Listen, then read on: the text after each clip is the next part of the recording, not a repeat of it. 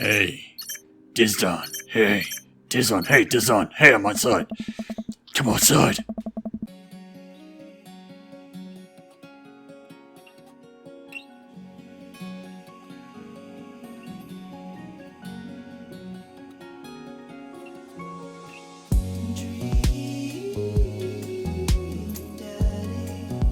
Hello everybody, Disdonn here, and I'm back in Dream Daddy. Oh, Daddy. And while I was doing the thing to make sure that the other episode was saved, this came up. And it came up before, and I tried to get around it, but I'm pretty sure that this is actually like a weird side thing, sort of like the daughter day. So I'm gonna do this. It's a beautiful night and the air smells so fresh, so I decided to take the long way home. I casually stroll through the neighborhood, taking in the sights and sounds of the suburban city with low crime rate and wide walkable sidewalks at night.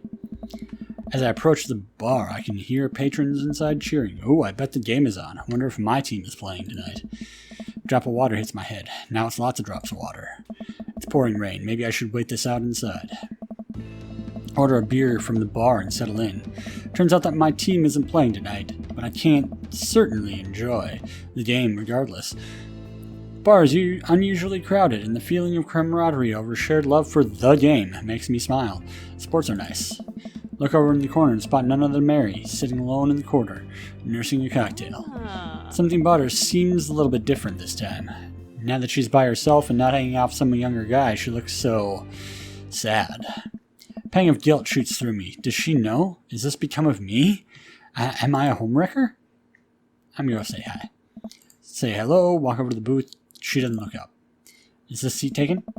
Still doesn't look up. Take a seat and she finally notices me. Phew. Okay, this maybe not be the best idea. Hey. Having fun with your new best friend, Joseph? He's great. I'm so glad. I'm happy for you two. Mary, I'm not. I never accuse you of anything uncouth, Disdonn. You're just having an innocent, very platonic time with my husband, a supportive friendship. You're a good friend, aren't you? Unlike some other people in his life. So you're an expert on my marriage now? It doesn't take an expert to know that you're miserable. What does that make you? We were miserable a long time before you started poking around into our business, buddy boy. Don't come around thinking you're some paragon of empathy just because you got involved where you weren't welcome. Mary takes a long sip of her drink. This was a mistake. You know, you're really not his type. I'm surprised. Mary pays her tab and strides right out of Jim and Kim's without looking back. Wow. There's a lot of story there that I ain't got yet. And I want to know more. I really do. Because that's... Okay. So we're going to do Robert. We're going to do some Robert. I'm going to save just in fucking case something goes wonky here. Messaging Robert. Messaging Robert. Had a lot of fun. Last time we were out, beginning to wonder if he's dodging me. Try messaging him, and Dad Book says he hasn't even read them. Hasn't even seen him come out of his house. Probably ain't fucking home is what is happening. Send him one last message, figuring that'll produce the same result. Hey man, don't know where you've been, but we should grab a drink or soon. Walk away. No, he's not coming back. Linger in the kitchen. Do something nice. I'll bake her favorite pie. Root through the pantry and pull out all the ingredients. This is an old family recipe that I used to make with my grandmother when I was a kid. Lost the actual recipe card a long time ago, but I think I'll be able to remember how to bake it. I start mixing the ingredients together for the crust until I get a nice dough. I throw some cherries into the saucepan, making the filling. Normally, I do not like to multitask like this in the kitchen, but this cherry pie is a piece of cake. Pie? It's a piece of pie. Making a pie. Oh man, I can never remember what the temperature is supposed to set the oven at. Pretty sure it's 375, but I could be wrong. Who am I kidding? I'm never wrong when it comes to the pie. My special twist on my grandma's recipe includes a secret ingredient that not even Amanda knows about. Really makes the cherries more flavorful. God, why can't I remember what the secret ingredient is? Probably almond extract. Oh, it's almond extract. Duh. Oops, I accidentally poured a little too much in. Way too much in. I'm sure it's fine. Baking is an art, and some of the most beautiful art is made from mistakes. Finally get the pie in the oven. How long am I supposed to leave it in there? 50 minutes? I'll wing it. Amanda's gonna be so excited. That kid loves a good pie. See you next to the kitchen table and do word jumble until Magic comes home. Hear the door slam open. Yo, Pops, what smells like pie in here? It's pie, sweetie. Amanda darts over the oven and looks inside. Yes! Hey, it's not done. Be patient. What's your angle here? What? Pies are an objective-based confection. What are you trying to get out of me? I've been leading a double life. Amanda, I have terrible news for you. I'm actually a pro skateboarder and aspiring astronaut and bank robber. This lifestyle is calling me back and I must go. One less job. You know how it is. This pie was the only way I knew how I could tell you. Well, I appreciate the years we spent together, but a trade-up is a trade-up. Remember me when you're kicking your feet up in Ibiza. Thanks for all the pie. You share a cordial handshake. I'll wait a few more minutes before taking the pie out of the oven. Set it on a rack to cool and guard it so Amanda doesn't dig in before it's ready. Huh? What? Does it look kind of weird? That's just me taking artistic license on what cherry pie means to me emotionally. I'm saying this because, it seems like you might have baked this pie incorrectly. And you're currently, right now, trying to pass it off as a good thing. It's art, sweetie. Was it art when you accidentally baked a whole uncracked egg into the center of my 12th birthday cake? Well, it's... Was it art when you tried to make brownies and accidentally created chlorine gas? How does that even happen? Well, that's a bit of an exaggeration. Was it art when you... Just eat the pie, Panna. Cut us a few slices and we sit down to eat. The cherry filling oozes out and slides in... It slides and butter crust glistens. Watch as Amanda takes... Ugh. What's wrong? Is it not good? Amanda whistles and fans her mouth. No, I just burned the heck out of my roof of my mouth. This pie is amazing. Sorry for doubting you. I breathe a sigh of relief and take a bite. She's right. The pie is pretty incredible, as it always is. I'm really proud of you for making pie without burning the new house down. I got a few dad tricks up my dad's sleeve. Maybe fathers aren't as bumbling and stupid as the media makes us out to be. Maybe we as a society should have a little more respect for fathers as a whole. Maybe. Dad, your sleeve is on fire. I run to the sink and put myself out. Pride will be my undoing. Amanda and I clean up the kitchen and play a little more living room hoops before she retreats to her room to do homework. I get back to my word jumbles. Hey, this one spells out cat. The rest of the evening trickles by. We eat dinner, help Amanda with one of her scholarship applications, both start getting ready for bed. Decide to check Dad book one last time before I climb into bed. Still nothing from Robert, huh? Hope he's okay. Turn off the lights and lie down. Hey, Disdonn. Hey, Disdonn. Hey, Disdonn. Hey, I'm outside. Come outside. Hang on. Hey, Disdonn. Hey, Disdonn. Hey, I'm outside.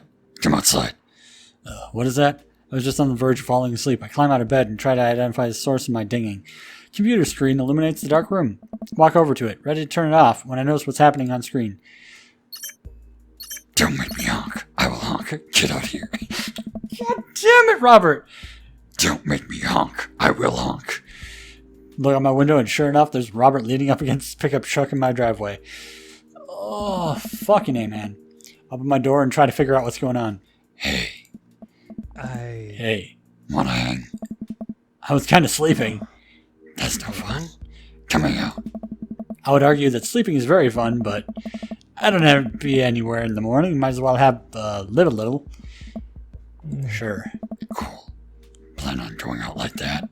Look down and realize that I am, in fact, not wearing pants. There's no time for pants. Let's just go without pants, please.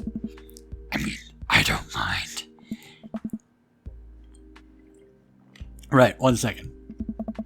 I run inside and throw on my going out pants, shoes, and a jacket. Grab my keys and meet Robert back outside. Ready? Ready. Hop in.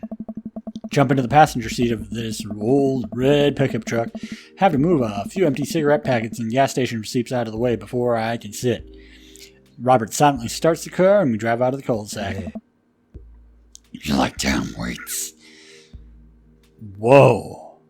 Hoist that rag, baby. Before I can answer, Robert turns up the radio. Yep, that's Tom Waits, all right. He lights a cigarette and cracks the windows. We drive together in silence. So, where are we going? Robert doesn't respond. Robert? Oh, I heard you. Still doesn't answer my question. I look out the window and notice that Robert's taking us to the highway. I twiddle my thumbs. Oh, there's stickers on this dash. Kid stickers. Well, whatever I've gotten myself into, it looks like I'm in for the night. Settle in my seat and watch streetlights pass by. Glance over at Robert, who's driving intently. He looks tired, as he always does, but there's something a bit more there that I can't place. Say nothing, because he likes the silence. I remember what Robert said about hating small talk and decide to keep my mouth shut. Notices me staring. Stop looking so nervous. I'm not nervous. I'm a little nervous. Just hang on. We're almost there. Almost where? I have no idea where we are. I think we're moving at a slight incline, but I'm not so sure. We eventually come to a stop, but Robert gets out of the car, and I sit for a second, unsure if he wants me to get out, too. What are you waiting for? Hastily exits the car. Robert sits on the bed of his truck and pats the space next to him. I sit down and take in the view. We're on a hill overlooking the... Oh, God, he's taking me to fucking Makeout Point. This is Makeout Point. We're on a hill overlooking the city skyline against the bay. The cool night air rustles some of the trees near us as lights blink off in the distance. Off to the side, I can see the entrance to a dense forest. Man, it's all so gorgeous. This is where I come to masturbate. What? I'm kidding. What's wrong with you? This is my little spot where I come to think. It's nice. You can see the whole city from up here.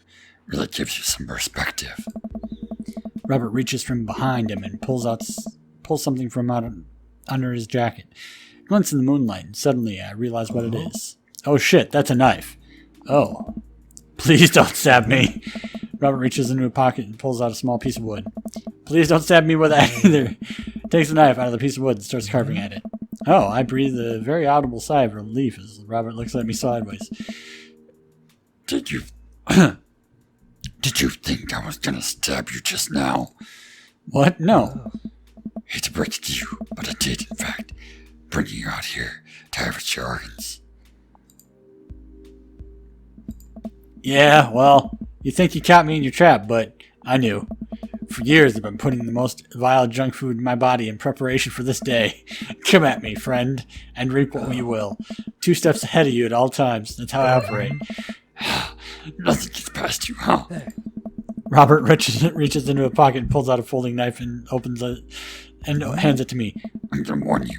The last guy I had a knife fight with lost 3 fingers because he didn't know the 8 basic rules of knife fighting. You're familiar, correct? I honestly can't tell you when you're kidding. I'm so many levels of irony deep that I've forgotten what humor is. And I laugh. Have you ever whittled before? Considering I'm not a grandpa? No. What do you mean by that? Well, I just thought that you would have a block of wood shipped to you along with your first Social Security check. Disdonn, I'll have you know that whittling is a time-honored tradition enjoyed both by young and old alike.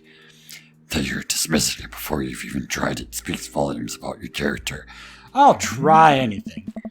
However, because I've gotten to know you for some time, and I have to come to think of us as friends, I'm willing to attribute it to ignorance instead of malice. What I'm trying to say is, go get that stick. Robert motions to a good-looking stick at the ground. Perfect for potential whittling. I pick it up. The most important thing to remember while whittling is to cut with the grain, not against it. If you cut against the grain, the wood is going to splinter. Isn't the most important thing safety? No. Getting out comes with territory. Look at my damn hands. Look at his damn hands. They're calloused and covered in little white scars. They're very nice hands.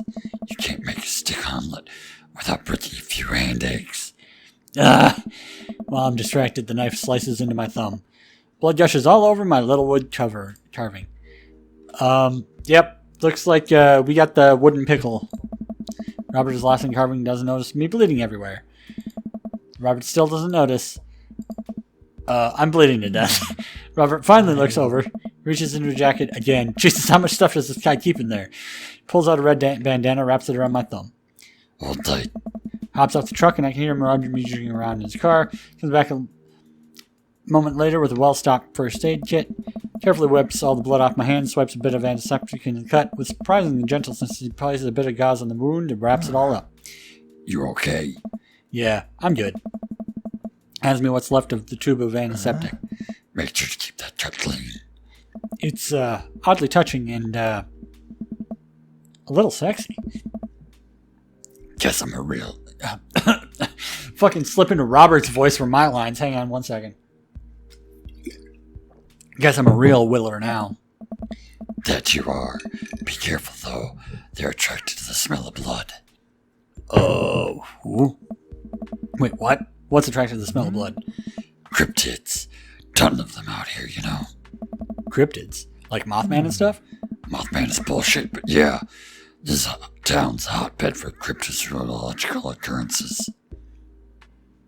You're joking. Oh, how I wish I were. I'm a skeptic myself, or at least I thought I was.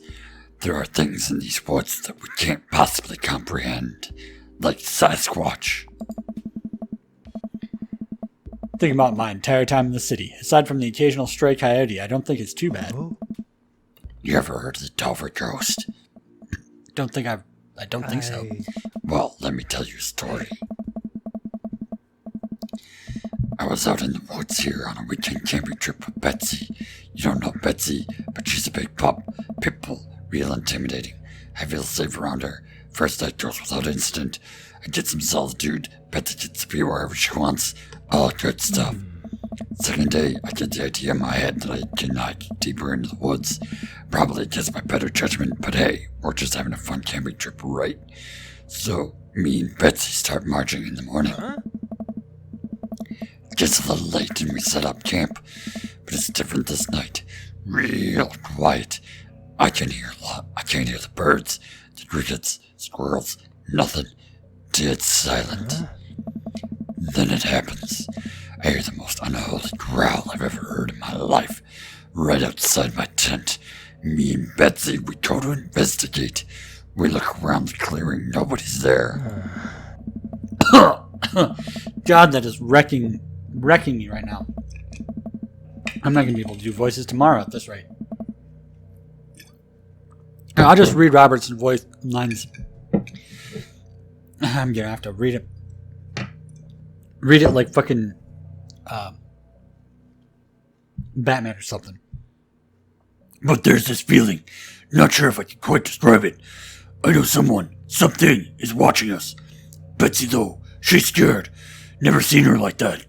And when she's scared, I know that I should be, too. And then I see it in the distance. A man, but if something that didn't know was a man was supposed to look like made it, it just looked wrong. God, I can't do that. Big arms too long for its body. Black eyes. It just stood there and stared at me.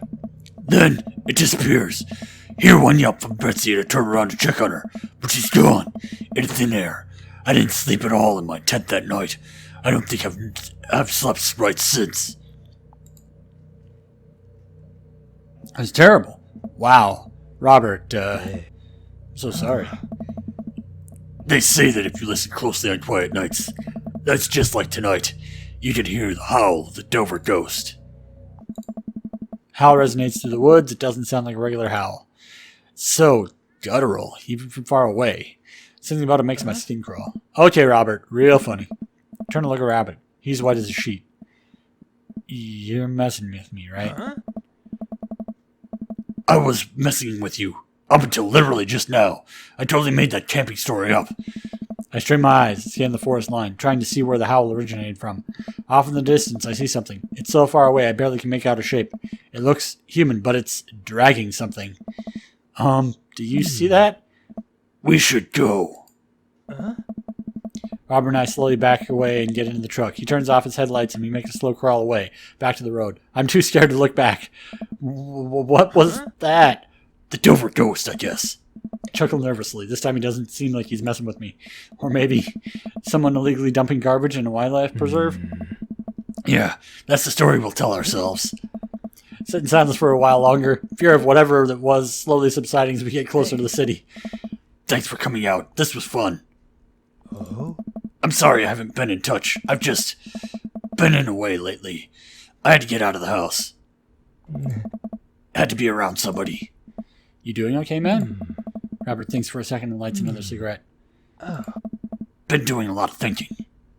Takes a long drag. As I get older, I feel more and more that I'm just drowning in the sea of regret.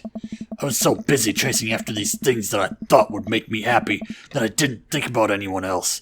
All I cared about was myself. I didn't even think. Robert stops. I wait for him to finish his thought, but he just stares at the road. Maybe I'm just built like this. Or maybe I did it to myself. Maybe it's my own choice that I'm unhappy as I am. Try to think of something to say, but I remember all the times in my life when I've been sad. There's a great many of them, but it was always light at the end of the tunnel. Something I held on to that kept me going.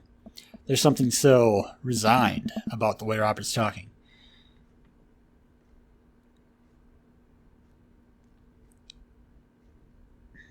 I'm glad you told me. Must have taken a lot for you to want to tell somebody this. You're a mysterious guy, Robert. You don't have to be. Do you ever wish you were a better father?